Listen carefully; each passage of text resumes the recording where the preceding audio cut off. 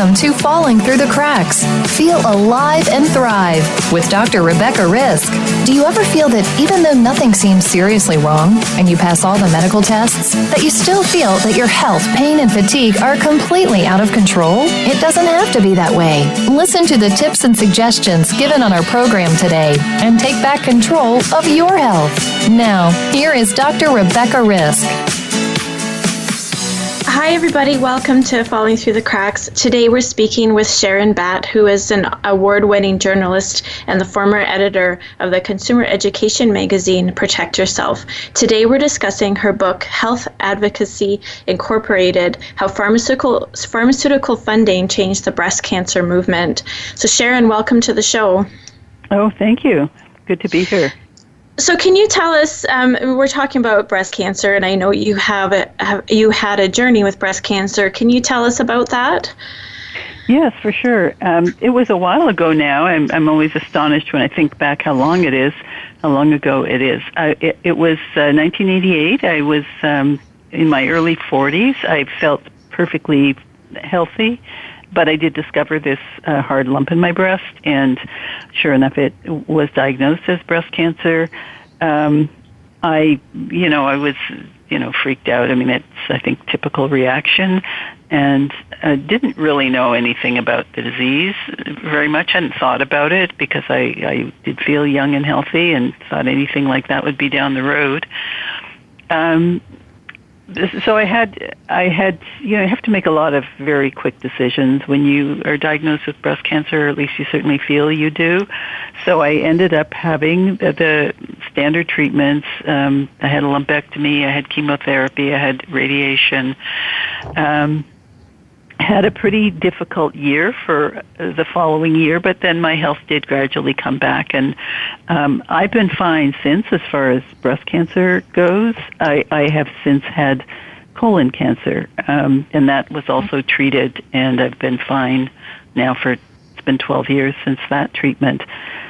But as a result of my diagnosis and being as just the confusion that I felt and the lack of resources and information, I became very involved both in doing research on the disease and also seeking out other people who, in my city at the time was Montreal, other women who had breast cancer, and we started a group, which is still going, Breast Cancer Action Montreal. So you said that you had to make a quick decision of what to do. At that time, where did you find the information to do that? Well, I went to the library. I found a book by a woman named Rose Kushner, who'd been a breast cancer patient in the States and had become kind of a patient advocate. That book I really relied on a lot, but, I also read in the medical literature, although it's pretty daunting if you're not trained in medicine. I talked to friends. I just kind of, I had several physicians who, I found the interactions with physicians quite difficult. But, certainly, I had doctor's appointments.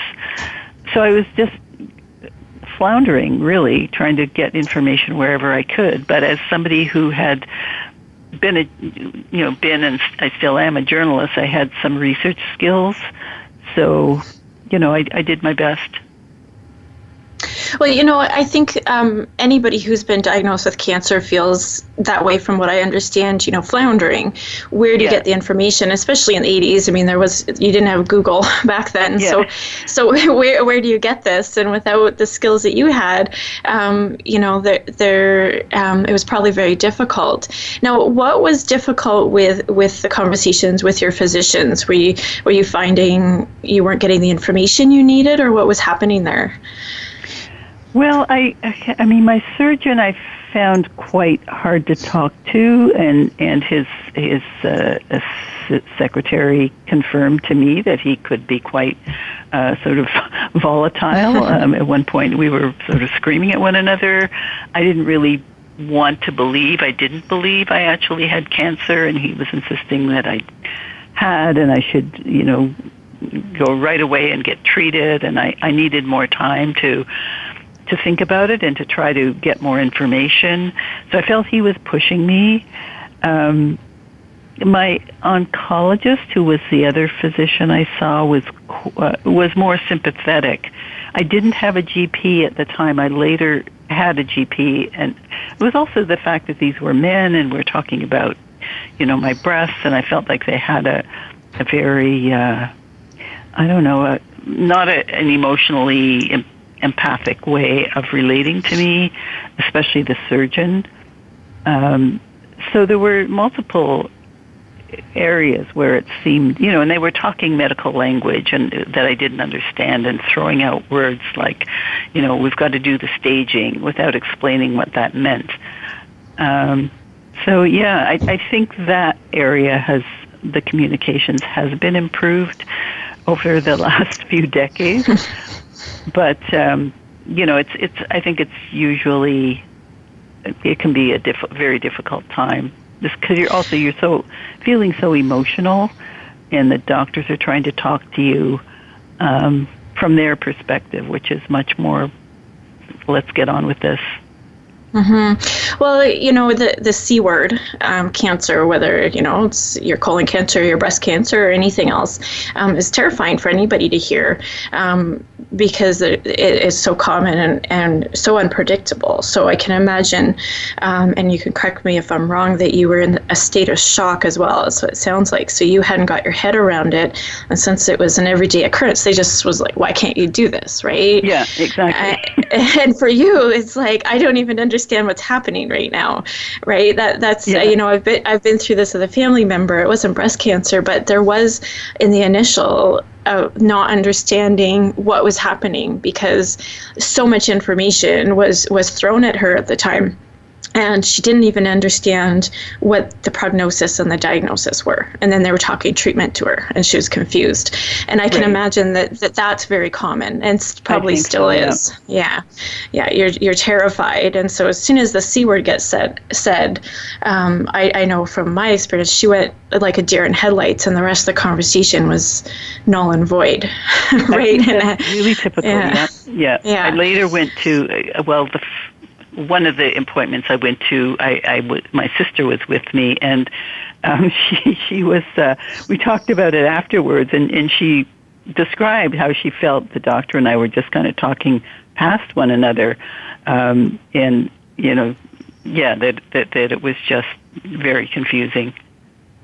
It's good to have somebody with you, but even that doesn't solve all the problems. They're confused and scared too for you. Yeah. So now your book, Health Advocacy Incorporated, I mean, this is about, this is more on the political side. So what inspired you to write this? This is actually my second book. After my first diagnosis, I did write a book called Patient No More, The Politics of Breast Cancer. So it was also about the politics, but it was very hopeful that by women coming together, forming groups in their community, talking amongst themselves about, their experiences, that we could make changes. And then so I was very involved in the breast cancer movement throughout the 90s. It was a, very, kind of a new movement, but very energetic and picked up a lot of steam. And I gradually became more disaffected, because it became clear that a lot of the groups were starting to form partnerships with the pharmaceutical industry, and I felt that was affecting the advocacy, that it was pushing people to just say, we want more drugs, we want access to these drugs. The drugs were becoming more and more expensive. It wasn't clear whether they were even that useful. And a lot of other issues that women had been discussing earlier on, like, issues like communications with the doctor and prevention and alternative therapies, they just seemed to have dropped off the agenda. So I decided to do this major research project trying to understand what had happened and how a movement that seemed so positive and so, so much in a good direction of getting patients' views and incorporated into the conversation and into policy, how that got sidelined the way it did. So that was what was behind my wanting to write the book. So let's start with what got you starting your first support group, just so that we can understand where that came from, and then we can talk about what happened in the future from there. Sure. It wasn't actually a support group. I mean, we felt. I mean, I felt, and I sought out a number of other women who initially I didn't know at all, but just through friends and connections, I managed to find 3 other women who were interested in getting together and talking about how we might address some of these problems that we saw. And so this is a small group of us in Montreal, and we all felt that prevention of the disease was not being addressed to the extent it should be. We kept hearing, well, nobody knows why you get cancer, and yet, this is a disease that was affecting thousands of women in Montreal alone, and it had been around for thousands of years, and it seemed mind-boggling that was not a focus of research.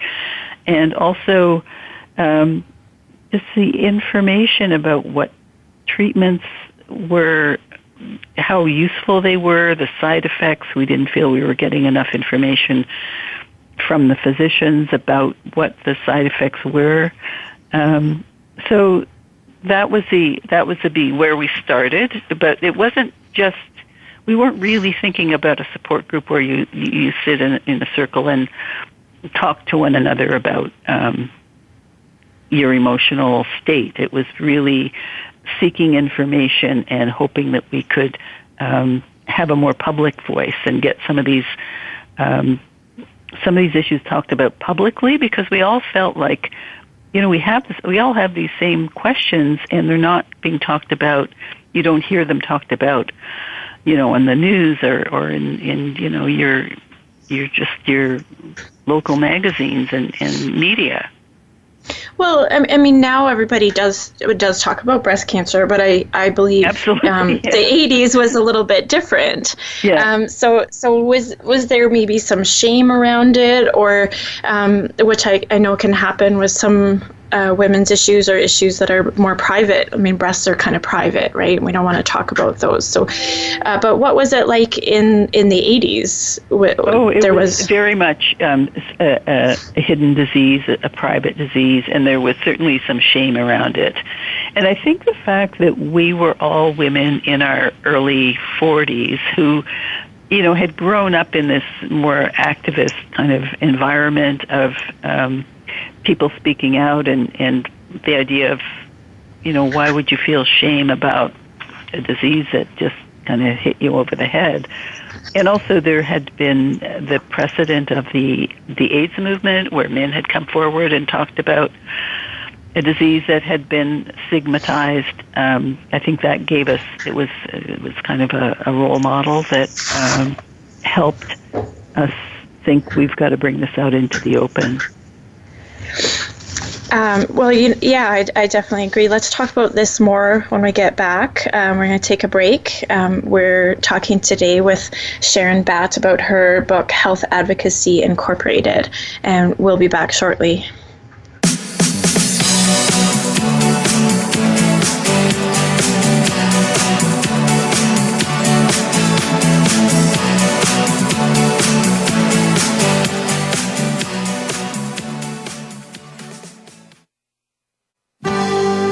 Your life, your health, your network. You're listening to Voice America Health and Wellness. The largest syndicated alternative health talk program has come to the Voice America Network. The Dr. Bob Martin Show is the program that will answer your health questions and help you to heal your own body of many different ailments. Each week, you'll hear the answers that Dr. Bob gives to his callers that help them to be their own doctor most of the time. We'll also discuss developments on the healthcare front and what you need to do to keep your body in top form. The Dr. Bob Martin Show airs Wednesday mornings at 9 a.m. Eastern, 6 a.m. Pacific on Voice America Health and Wellness. The Voice America Live Events channel is here now to showcase your corporate, individual, or organization's live event. Visit voiceamerica.com/live events to see all of our past live events and find out more. Whether it's a multi-day conference, special speaker, or single-day event, we've got everything to make your event a success. We can do a few hours or a few days. For more information about taking your event to the next level, call Jeff Spinard at 480-294-6417 or email info@voiceamerica.com. Again, that's Jeff Spinard at 480-294-6417 or send us an email to info@voiceamerica.com. Voice America is where you are and where you want to be. Join us around the globe as we broadcast live from some of the most interesting events available. Don't forget to view all our live events, including on-demand access to past events that you may have missed by visiting voiceamerica.com/live events. Your life, your health, your network. You're listening to Voice America Health and Wellness.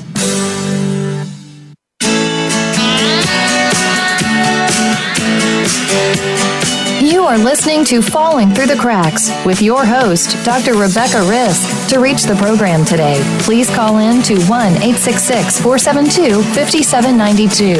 Again, that's 1-866-472-5792. You may also send an email directly to Dr. Risk. The email address is anantacalgary@gmail.com. Now, back to Falling Through the Cracks. Feel alive and thrive. Hi, everybody. Welcome back. Today we're talking with Sharon Batt. She's the author of Health Advocacy Incorporated, How Pharmaceutical Funding Changed the Breast Cancer Movement. So, Sharon, we talked about when you started your breast cancer group in the 80s, and how did you see that change over time? When you started it, you had to also bring awareness to the disease, and then was there other things that came up that people wanted to talk about? Sure. People had different issues, but then there were also a lot of common issues. As I said, that for those of us who started this small advocacy group in Montreal, we really felt that prevention of the disease was not being given enough attention. For example, the toxins in the environment, known carcinogens that, presumably were able to trigger cancer or make it more probable that you would develop cancer. That just didn't seem to be an active area of research. And it was also just getting legitimacy for the patient's perspective in research circles and in policy circles.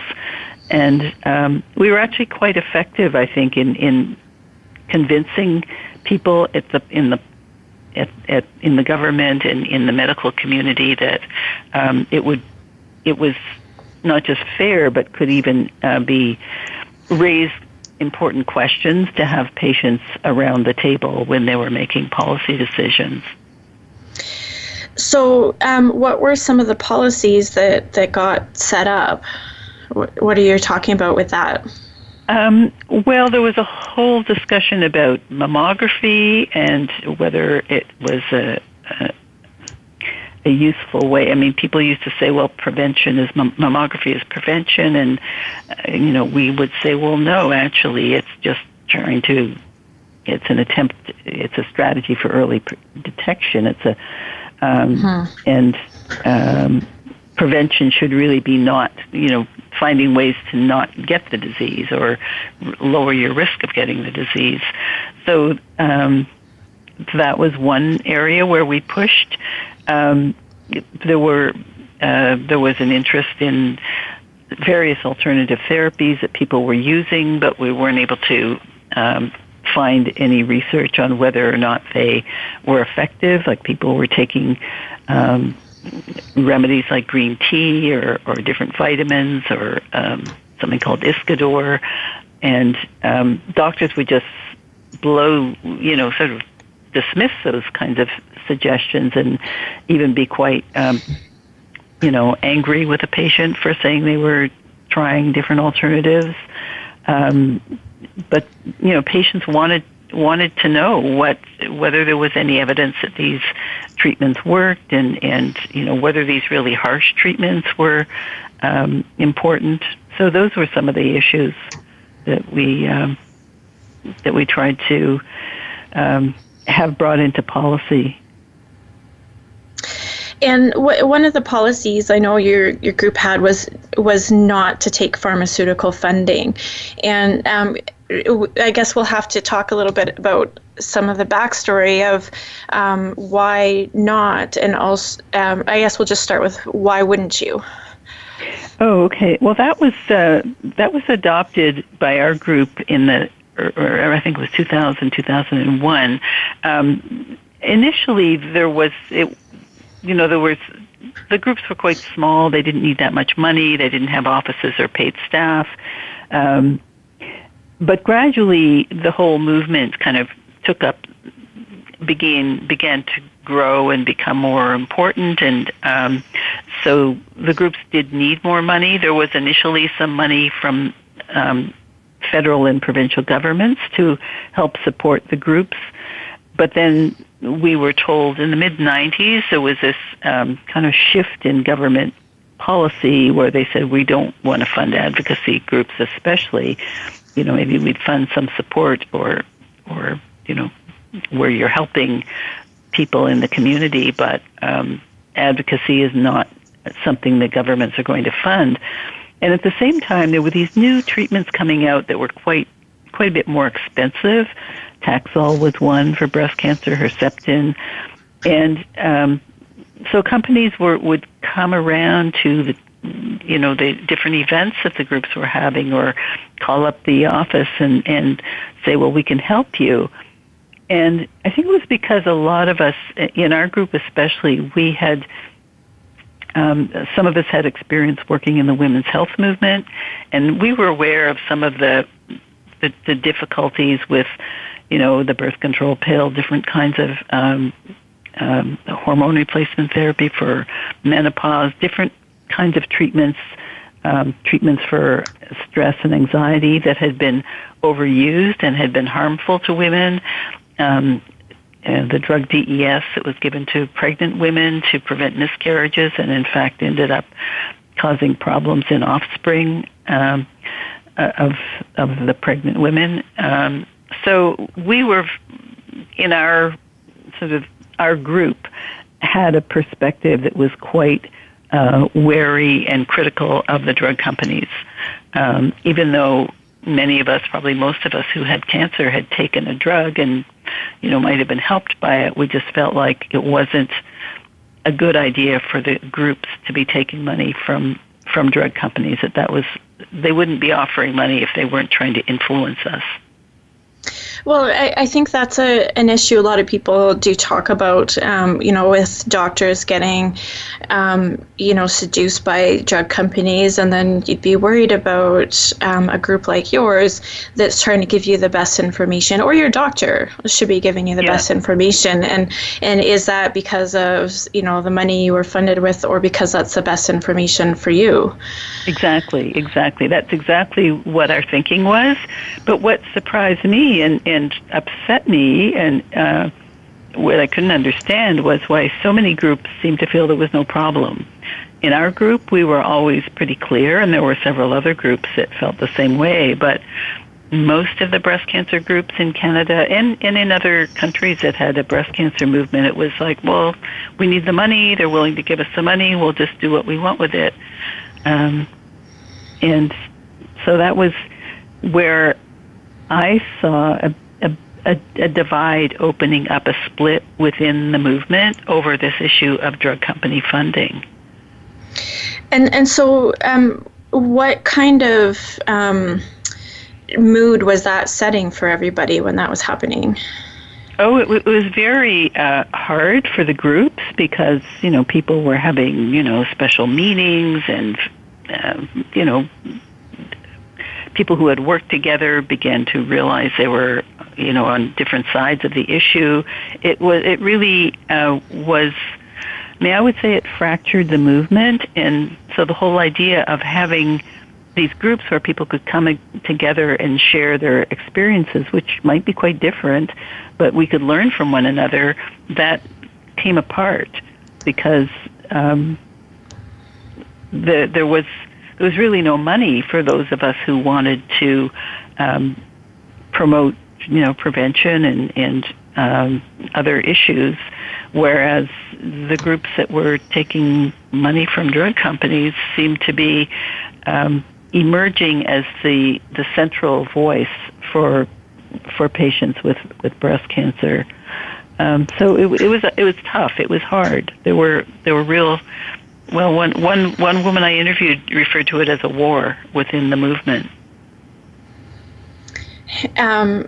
That's a little upsetting to hear, because I know when you're sick and you're scared and you're trying to get help, and then there's a war going on in your movement, and you just want some information, and then you're wondering, is this information accurate because you're being funded by this company? That's a little intimidating as well, just not to know where to go, even though these places are set up to help you know where to go. Yeah, exactly. Yeah. Yeah, it was a hard time, and I think it still is having an impact, but I think for a long time it wasn't talked about publicly. I mean, the groups were talking about it internally, and then a lot of people, some people who felt strongly that drug company money should not be a source of funding just left the movement, or if they had jobs, they might lose their jobs. So it's just now becoming it's coming up in the news and becoming a more publicly discussed issue. And I think it's partly because, as you say, there's discussion about doctors getting money from drug companies and how that affects their prescribing habits. And people are starting to realize, these groups are getting money from drug companies too. And so the focus is starting to, the public, it's starting to come into public awareness as an issue. So if you're part of a group that has funding from a drug company, are they required to advocate for that drug? Is there specifications with that? Actually, it's a bit complicated. Usually, I interviewed a lot of people who were in groups that were taking money from drug companies, and they would always say, no, there's no pressure on us. But at the same time, they would be advocating for the drugs in their, maybe not. Okay, so there was one example where the group was really pushing for a specific treatment for anemia, which is something that you often have when you're under chemotherapy. They wouldn't talk specifically about the drug that the company that was funding them was marketing, but they would say, go see your doctor because there might be a way of alleviating this condition. So they're not required to talk about it. They usually have a policy that they won't talk about a particular medication, but at the same time, if a new drug comes onto the market and it's not being funded, say, by your provincial government or your insurance company because it's so expensive, the groups will often put pressure on politicians to change that, or they'll go to the media and say this drug is not being available. It's not that they're being required by the company to do that, but they do it. And part of my interpretation is that the companies they've become familiar with the groups, and they know which groups are prepared to mount those sorts of campaigns.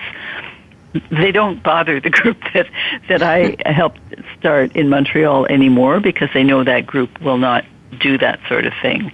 So there's a selection about which groups they'll work with, and they work with the groups over a period of time. The big companies do. And so they get to know the groups, they get to know the people within the groups, they get to know the people who they're comfortable working with. They also have, there's a relationship with public relations companies that do advertising for the companies, and those public relation companies will work with the groups as well and help the groups put together and their advocacy campaigns. So I know you talk in your book a lot about some of the argument for and against, and a lot of groups, are set up by volunteers and people who are sick and exhausted or busy because they're just volunteering. And some people say, well, why can't we get the money from this easier place, because it's being handed from a pharmaceutical company, and so what happens when you're not getting just the money given to you by a company? Where do you get the money from, and what's going on there? Well, that's difficult. It used to be possible to get money from provincial and federal governments. No, they no longer will give money for advocacy. So groups there are foundations you might appeal to. There are not that many in Canada. There are more foundations in the United States that will fund advocacy groups. People will do fundraisers in their communities, like runs and so on. That sort of fundraising is really time-consuming, and it's quite competitive now because how everybody gets solicited by people wanting them to donate money for this or that.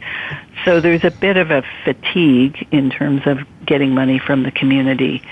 So it's, sometimes in a group like a breast cancer group, there'll be somebody in the group might die, and they might have donations going to the group. So a group might get $4,000 or $5,000 from that sort of source, but that's not something you can count on to keep your office open. So it's hard, and there's been at least one group in Toronto that closed its doors because they said, we're not going to take drug company money, and we just can't see any other way of funding our group.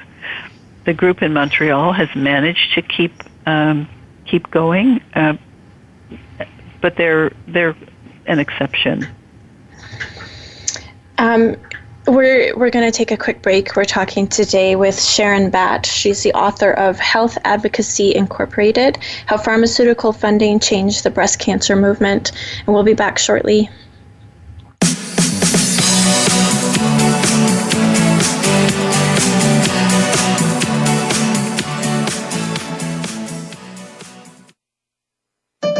Opinions, options, answers. You're listening to Voice America Health and Wellness. Take us on the go. It's even easier now. The Voice America Talk Radio Network has launched our mobile app for iPhone, Android, or BlackBerry. Visit the Apple iTunes App Store, BlackBerry App World, or Android Market to download the app powered by Aircast. It's free and no registration is necessary. In minutes, you could be enjoying your favorite Voice America Talk Radio host, no matter where you are, in the car, out and about, while traveling, or anytime you can't be close to your computer. Catch up on the archives you've missed or discover new shows on the spot. Search Voice America at your favorite app store. What causes us to be sick? We're not talking about the actual illness or the scientific cause of illnesses. We're talking about your body and health. Listen for the healing whisper of return to peace. Each week, host Dr. Marianne Chase shows you how to listen to your heart to identify poor health, stress, and disease. You'll learn how to heal energetically and spiritually as well as physically. It's time to depend less on the drugs and more on the heart. The Healing Whisper airs live every Friday at 11 a.m. Eastern Time, 8 a.m. Pacific on Voice America Health and Wellness.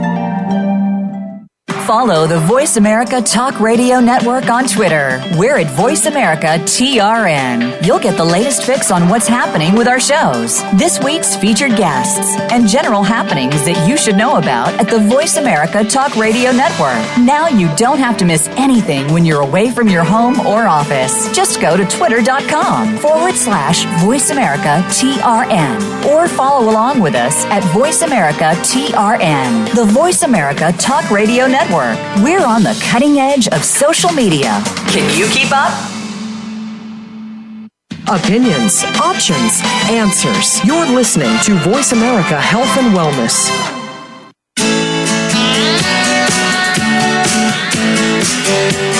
You are listening to Falling Through the Cracks with your host, Dr. Rebecca Risk. To reach the program today, please call in to 1-866-472-5792. Again, that's 1-866-472-5792. You may also send an email directly to Dr. Risk. The email address is anantacalgary@gmail.com. Now, back to Falling Through the Cracks. Feel alive and thrive. Hi, everybody. Welcome back. Today we're talking with Sharon Batt. She is the author of the book Health Advocacy Incorporated. Sharon, we talked about, that these breast cancer advocacy groups are getting funding from pharmaceutical industries. And what does that mean? What are the implications of this happening within the groups? Well, I do think that it distorts the type of advocacy that's getting done. Certain issues become much more prominent in the public mind and the public dialogue and in the kinds of things that politicians feel they have to address, and other questions sort of fall by the wayside.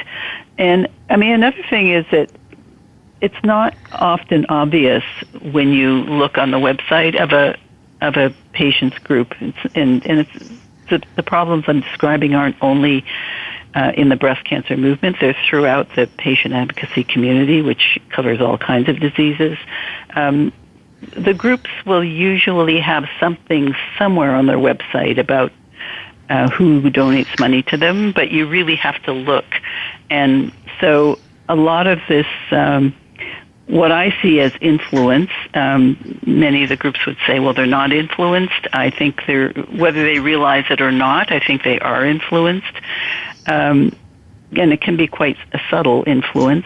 It's not something that the public is really easily able to determine. So it's not only that I think that the advocacy is being influenced, but it's being influenced in a way that's not open and easy to talk about. So are some of the policies that come into place with the groups, you mentioned this earlier, that they're advocating to bringing medications into being covered, and they were in Canada, so some treatments are covered. Is that something that these groups are doing instead of what you originally set out for, is to bring awareness and information just of a basic kind? Is that something that's shifting? Oh, I think so. I think it's already shifted. And, just to give one example, I had an op-ed an opinion piece in the Toronto Star a couple of weeks ago about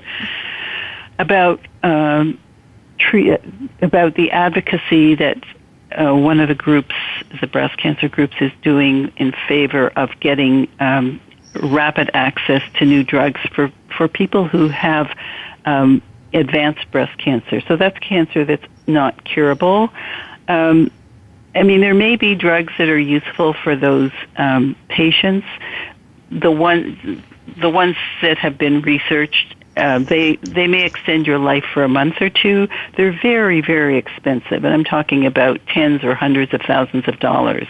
But we're in a situation where there's a real crisis for palliative care, for care for patients who have advanced cancer or other terminal diseases. So there can be a misplacement of resources where what patients really need when they're in the last stages of their life is proper pain control, support for their family members who are looking after them, maybe institutional care, and yet we're talking about these drugs as if they're miracle cures, and they're not. So that's something that really, really upset me.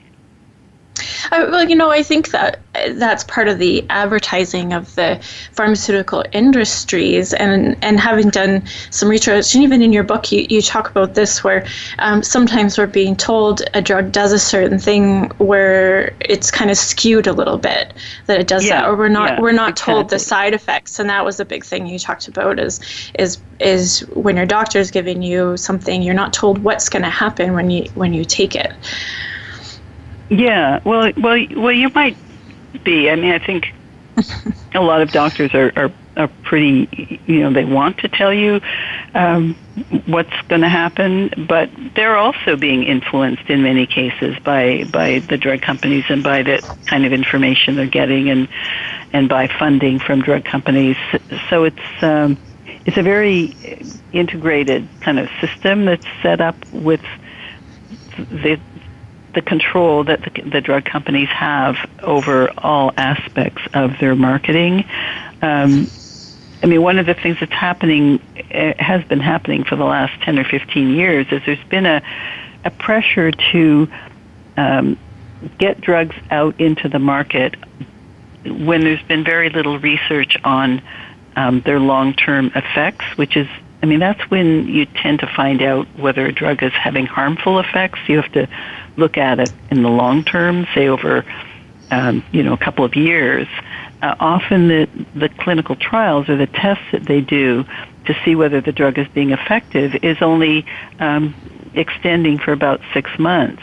And so if it shows that the drug might be helpful, it tends to get approved and put out into the market, and then doctors can prescribe it, but it's not really clear whether there are going to be real long-term benefits and also whether there are going to be side effects, which sometimes can be lethal.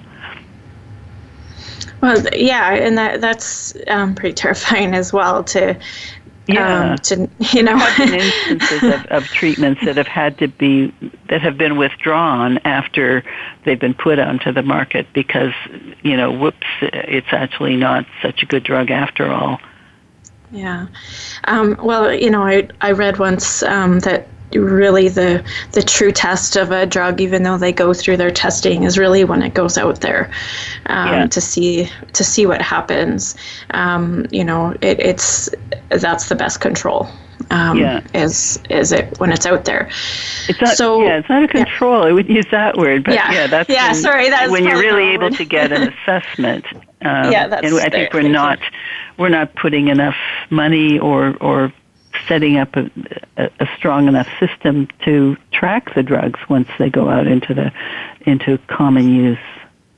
Well, it seems odd to me as well, especially in the healthcare system that we have in Canada, which is more socialist care, where a lot of it is covered by the government, and yet a lot of it is being guided by the pharmaceutical industries doing this kind of funding. As you say, there is some implications of this kind of thing happening. And if we have this socialist healthcare system, it should be more guided by what the government and our doctors think are the direction that we should go in. I totally agree, and I think there is some confusion in government circles in the way they think about drugs. I mean, the fact is that the drug companies are they're a big financial factor in our economy. They do hire people and pay decent salaries. So there are parts of the country where there's a lot of pressure on politicians not to go too hard on the drug companies because, what if they close down their office and stop investing as much in research in Canada? So those kinds of conversations go on, at the higher levels, and the public doesn't necessarily hear that much about them. But drug companies have just become enormously wealthy and enormously important politically, and they're able to wield influence in a lot of ways. So the influence they're wielding through the patient groups is where my focus has been, but I think it's important to realize that's just one part of their influence, and it's all connected in a way that... Go ahead. Well, it just with what you said, we're up on those levels. They're worried about the drug company not spending money in Canada. They're going to leave Canada. We won't have the jobs. But is that the right reason to make certain decisions? Well, I don't think it should be, but it is a hard thing to resist. I mean, and I think that's why it's so important to have patient groups speaking up and saying, we want drugs that work and that are effective and that are affordable for everybody who needs them. And we want to know what the side effects are before they're put on the market. And if you skew the system so those voices are shut down, or they don't have the resources, or everybody's listening to the voices of patients that are funded by drug companies, that's, you've lost one lever that you have to bring policy back to the point where it should be, which is, benefiting sick people and being money well spent. Well, and I would hope that my money is spent on making the right decision for my health and not influenced by the money that it's bringing in. And I know that is a factor because things have to be paid for, and I know it can be a really tricky balance, but at the same time, I would want to know when I'm in a situation that the decisions being made for me are influenced only by what is best for me. Exactly, yeah. And I think that a lot of the groups and the people who speak on behalf of the groups I think they really believe they're doing the right thing, but because the conversations are so skewed, it's hard to have a really a balanced discussion where all sides are being brought out, and if the groups are getting education from the drug companies, and they are, I mean they have webinars and information sessions with the drug companies, they have to realize that that's one point of view, but if you go into the medical literature as I did when I researched my book, these questions are really disputed. Questions about how useful the drugs are and what we should be paying for them. So, what can people listening to this? What can we do moving forward? Well, I think that just being aware that this is that these groups are having an influence, and that influence has to be looked at, and I would say has to be checked in some ways. For example, they need to be much more open about the fact that they're getting money from drug companies if they are, and there has to be an effort made to hear from people who have a different point of view, and to show the whole system of funding. I hope some people will look at my book. I know it's not something you can read in 2 hours, but I think it'll give you a flavor of what's happened at the level of the groups. Well, your book is, as you said, you can't read it in 2 hours, but it is laid out in a way that is fairly easy to read, and I think important. And as you said, this is not just affecting the breast cancer industry; it's affecting any advocacy group that is taking funding from the pharmaceutical industry. And it seems from what you're saying, they should be separate so that we can, have that information that we need without being biased. Yeah. Yeah, I would like to see some others. I mean, there were sources of funding from drug companies in the early 90s when we started up many of the groups in Canada. I would like to see us go back to a system where there are other sources of funding. It might not, government funding might not be the best way, but there are ways that money might come from foundations or from health insurance companies. I mean, there are different strategies being looked at, or put money into a neutral pot where it's being administered by people other than drug companies. So there does need to be, if we're going to have advocacy groups and patient groups that are having a really positive effect on policy, I think there has to be another source of funding so that people don't just say, well, we have to go to the drug companies because that's the only way we can get money to function. Yeah, exactly. Now, is there any way that people can, how do people find your book if they're wanting more information on this? Well, they can go onto the website of UBC Press, which published it. It's fairly easy to find, and put in the name Breast Cancer or Health Advocacy Inc., or just put in Health Advocacy Inc. and you can get it through Amazon and other sources too. Ask your bookstore, ask your library. I would love to see the book be in libraries. I know not everybody might want to buy it, but I'd like to have it publicly available to anybody who wants to read it. Well, I agree, and I want to thank you so much for bringing this issue to light and for joining me today and discussing it. Thank you, Rebecca. I really enjoyed being on your show. And I want to thank everybody for listening. Today we were speaking with Sharon Batt, and the book was Health Advocacy Incorporated, How Pharmaceutical Funding Changed the Breast Cancer Industry. So be sure to make today a great day.